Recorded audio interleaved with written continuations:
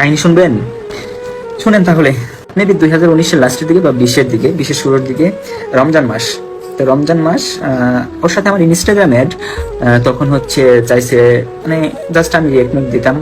আর ও Jahangirnagar mention দিয়ে দিত, তো আমি ভাবতাম ও ভার্সিটিতে পড়ে।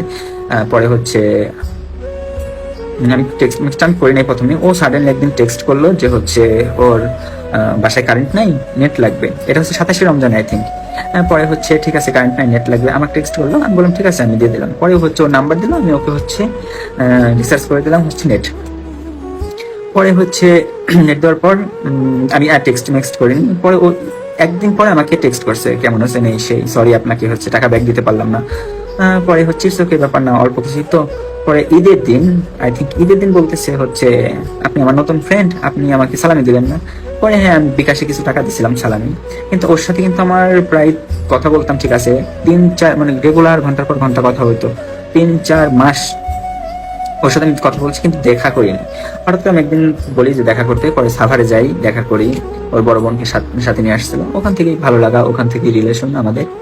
পরে এইভাবে করতে করতে দেখতাম অনেক কিউট একটা মেয়ে। তখন তো অনেক চিকন মেকন ছিল, আনম্যারিড ছিল, তারপর চিকন ছিল, ভালো লাগতো তখন, আসলে ভালো লাগতো, চুল টুল বড় ছিল। পরে বিয়ে, মানে কি করব, রিলেশনে গেলাম। মানে ওর সাথে আমার রিলেশন বলতে, রিলেশন যাওয়ার পর আমাদের রেগুলার কথা হইতো না, ওর ফোন ছিল না, তো রেগুলার কথা হইতো না। পরে হচ্ছে পরে আমরা হচ্ছে ওর ফোনের, যখন পাই তখন কথা কথা বলতো ওর বোনের ফোন দিয়ে। পরে হচ্ছে আর কি বলবো, পরে পরে আমরা মাঝে মাঝে দেখা টাকা করি। ও আমার সাথে যখন টাকা লাগতো, যখন কোনো কিছু প্রয়োজন হতো, তখন আমার সাথে রেগুলার কথা বলতো, আমার এটা লাগবে সেটা লাগবে। ও এমনও করছে, আমার অ্যাড্রেস দিয়ে ও হচ্ছে অর্ডার দিয়ে দিচ্ছে অনলাইনে। ওর সাথে আমার দেখা হতো যতবার, জাস্ট শপিং এর জন্য দেখা হতো আর ঘোরার জন্য, আর কোনো কাজ ছিল না। আমার সাথে দেখা মানেই শপিং করা, এমন টাইপের ছিল ও, বুঝছেন? পরে হচ্ছে শপিং করতে করতো, মানে ওর একটাই ভালো লাগতো, ও শপিং করে দিল সব ঠিক। ওর সাথে যত ঝগড়া হোক তো যাই হোক, মানে শপিং মানে ওর মানে ভালো, সব ঠিক। এই আপনারা কি হচ্ছে করতেছেন, শেয়ার দিতেছেন? শেয়ার দেন না কেন, সবাই শেয়ার দেন। পরে হচ্ছে শপিং করা, এই সেই এমন করতে করতে অনেক দিনই হয়ে যায়। পরে ফোন কিনে, মানে ও ফোন কেনার পর হচ্ছে আমার মানে আমি কিছু কন্ট্রিবিউট করি, কিছু বলতে 50-50 কন্ট্রিবিউট করি। ও 3টা ফোন নিয়েছে, 3টা ফোনের মধ্যে আমি ইনভেস্ট করছি লাস্টে, কি বলবো। আর রেগুলার তো টাকা, রেগুলার শপিং, রেগুলার টাকা, রেগুলার শপিং, এমন চলতে থাকে আমাদের রিলেশন, মানেই শপিং ছিল, বুঝছেন? দেন হচ্ছে এইভাবে করে, আমি তো জানতাম ওর কোনো ফ্রেন্ড নাই, কেউ নাই। পরে হচ্ছে আমরা হচ্ছে, ও বলতো আমার কেউ নাই, ফ্রেন্ড নাই, আমার একটা ফ্রেন্ড হয়েছে। তখন আমি শুনি মিমের কথা, যে হ্যাঁ মিম নামে ওর একটা ফ্রেন্ড হয়েছে। তো মিমকে তো শুনলাম যে হচ্ছে ওরা এমন সোশ্যাল মিডিয়া অ্যাক্টিভ, আর ওরও খুব ইচ্ছা ছিল সোশ্যাল মিডিয়ায় কাজ করার। আর আপনারা বলতে পারেন যে আমি কখনো ফোন টোন চেক করছি না, ওর ফোন, ও আমার সাথে মেসেঞ্জারে কথা বলতো না, ও আমার সাথে স্ন্যাপচ্যাটে কথা বলতো। ও বলতাম মেসেঞ্জার ইউজ করো না, এই সেই। তো পরে কি করবো, আমার সাথে স্ন্যাপচ্যাটে কথা বলতো, ঠিক আছে স্ন্যাপচ্যাটই ওকে কথা বলতো এইভাবেই। তো আমার সাথে কখনো আমার কাছে আসলে মেসেঞ্জার টেসেঞ্জার ডিলিট করে তারপরে আসতো, আমি যাতে ফোন হাত দেখলেও মানে মেসেঞ্জার সেটিং মেটিং কিছু না পেতাম। পরে হচ্ছে ওরা হচ্ছে কি করলো, মানে মিমের কথা বললো, মিম মিম নাজিম, পরে বললো হ্যাঁ নাজিম ভাইয়া হয় ওর, পরে আর হচ্ছে মিম ওর ফ্রেন্ড। তো আসলে ওরা ওর ফ্রেন্ডও না, ওর ভাইয়াও না, নাজিম ওর ভাইয়াও না, ফ্রেন্ডও না, মিম ফ্রেন্ডও না। কি হয়েছিল, নাজিমের সাথে ও ফেসবুকে চ্যাটিং ম্যাটিং করতো, ওটা মিমের কাছে ধরা খেয়ে যায়। পরে মিমের হাত পায়ে ধরে হচ্ছে মিমের সাথে ফ্রেন্ডশিপ করে, যে হচ্ছে সরি ভুল হয়ে গেছে, ছোট বোন হিসেবে মাফ করে দাও, এই সেই। এইভাবে ওর মিমের সাথে ফ্রেন্ডশিপ হয়। পরে আমাকে একদিন আসলো, যে বললো আমি হচ্ছে ভিডিও করবো, একটা মিউজিক ভিডিও, আমার খুব ইচ্ছা লাইফে যে আমি একটাই মাত্র মিউজিক ভিডিও করবো। তাহলে হচ্ছে মিউজিক ভিডিও মানে করবো, আমার মানে অনেক রিকোয়েস্ট, আমি বললাম ঠিক আছে একটাই তো, একটাই করো। মিউজিক ভিডিও করছে একটা, আসতে পরে দেখি ও হচ্ছে মিম নাজিমদের সাথে ভিডিও শুরু করছে, আমি প্রথমে জানতাম না। সাডেনলি একদিন আমার ফেসবুকের সামনে আসে যে ওদের সাথে ভিডিও। পরে আমি স্ক্রিনশট বলি কি এগুলো কি, ওরা কারা? পরে বললো যে হচ্ছে এটা ভাই হয়, আর হচ্ছে এটা মিম। তো আমি ওদের সাথে থেকে একটু ভিডিও করবো, আমার পেজটা দাঁড়ায় গেলে পরে আমি হচ্ছে একা একা ভিডিও করবো তোমাকে নিয়ে, এইভাবে হচ্ছে বললো। ঠিক আছে, আমি ট্রাস্ট করতাম, আমি যেহেতু সময় পেতাম না। তো হচ্ছে ওরা হচ্ছে ওইভাবে কাজ টাজ করতো। কিন্তু এখানে ওর ফ্যামিলি সহ আমার সাথে মিথ্যা বলছে।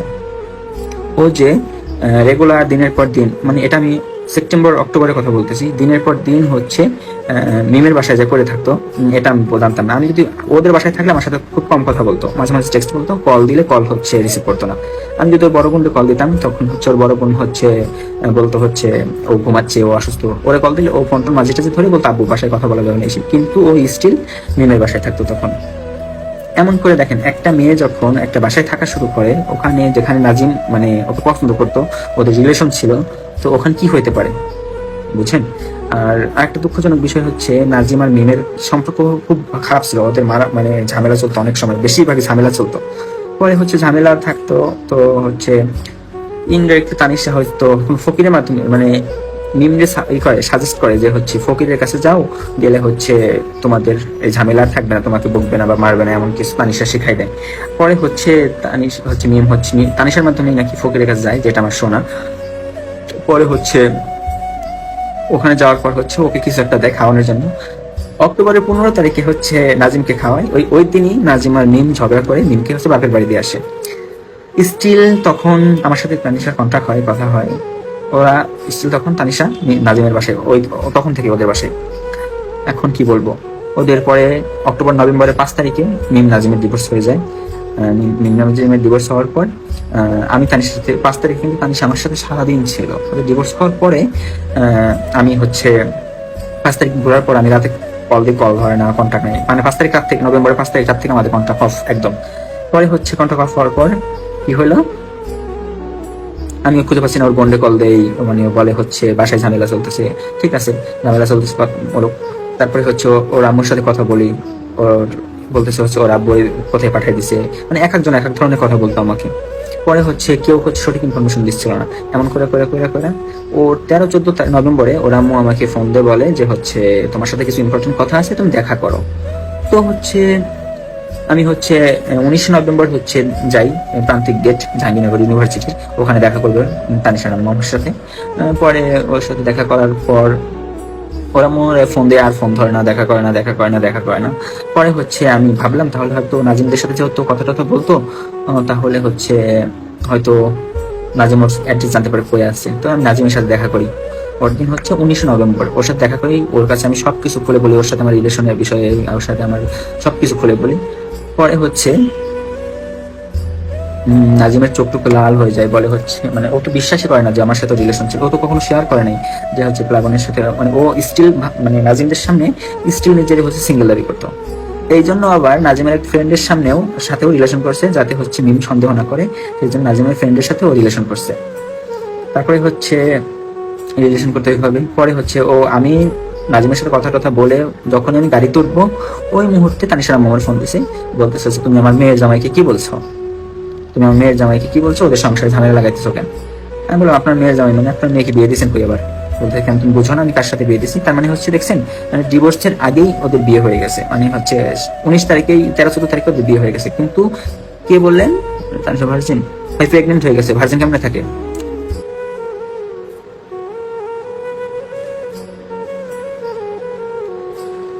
হ্যাঁ হ্যাঁ আপাতত মিম মুভ অন করতেছে, আলহামদুলিল্লাহ ও ভালোই আছে। এখন দোয়া করবেন সবাই, ও যেন ভালো থাকে। পরে কি হলো, পরে হচ্ছে আমরা মানে তানিশা মনে করে বললো, তখন তো আমার মাথা আর টাথা ঠিক নেই যে হচ্ছে নাজিমের সাথে বিয়ে হয়ে গেছে, এই সেই এটা বললো। তো একটা ভয়েস রেকর্ড ভাইরাল হয়েছিল তখন তানিশা নামে, হয়তো আপনারা শুনছেন কিনা জানি না। এই তো পরে হচ্ছে দেখছেন, তাহলে বুঝেন মানে মিমের ডিভোর্স হওয়ার আগেই ও তানিশা ওদের বাসায় থাকতো, তাহলে কেমনে ও হচ্ছে থাকে। ওই ছেলের সাথে আগেই ওর খারাপ সম্পর্ক ছিল, যেটা মিমের কাছে ধরা খায় যায়, সেই জন্য ওদের প্ল্যানিং করে ডিভোর্স করায় এবং ওরা বিয়ে করে। এটাই মূল সত্য, বুঝছেন? আর কিছু জানবেন আপনাদের ভাবি সম্পর্কে? বিয়ে না ভাই, বিয়ের আগেও না। এখন বলেন আপনারা কি, আপনাকে শেয়ার দিতেছেন? মনে হয়তো না। হেই সুবহানা সুমু, তোমার জন্য ওয়েট করতেছিলাম।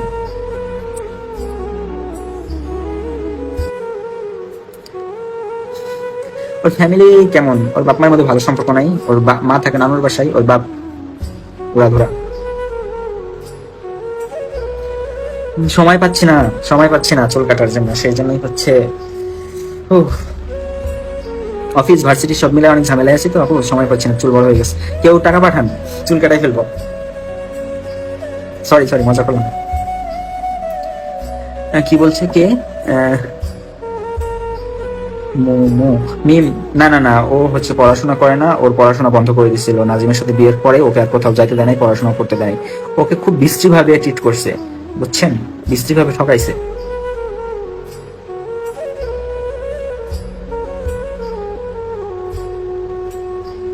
আপনাদের আপা ফিল্টার আর হচ্ছে ইনজেকশন নিয়ে সুন্দর হয়েছে, অতটাও ফর্সা না।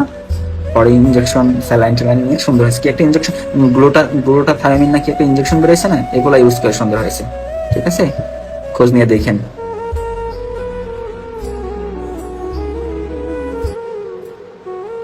হ্যাঁ ফেরেস্তা। শুনেন, যে যে কোয়ালিটির, চুলে সমস্যা করতেছে, যে যে কোয়ালিটি সে তেমন কোয়ালিটি ডিজার্ভ করে। সো নাজিম ভাইয়া, ভাবি, নাজিম ভাইয়াও যেমন, নাজিম ভাইয়া ওয়াইফ, নিউ ভাবিও তেমন। আমি ভাবি বলবো, আই থিঙ্ক ভাবি বলা উচিত।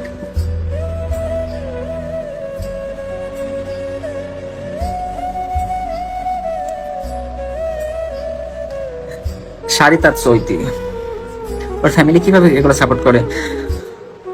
টাকা থাকলে সব সাপোর্ট করে ভাই। টাকা, দিন শেষে টাকা ইম্পর্টেন্ট। তুমি যেভাবে ইনকাম করো, টাকা ইম্পর্টেন্ট কিছু কিছু মানুষের ক্ষেত্রে।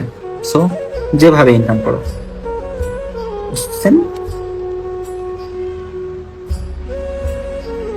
শুধু গরিব বা বড় লোক এটা ম্যাটার করে না, টাকা ম্যাটার করে। কোটি কোটি যারা কোটিপতি না, তারাও মাঝে মাঝে টাকার জন্য খারাপ কাজ করে।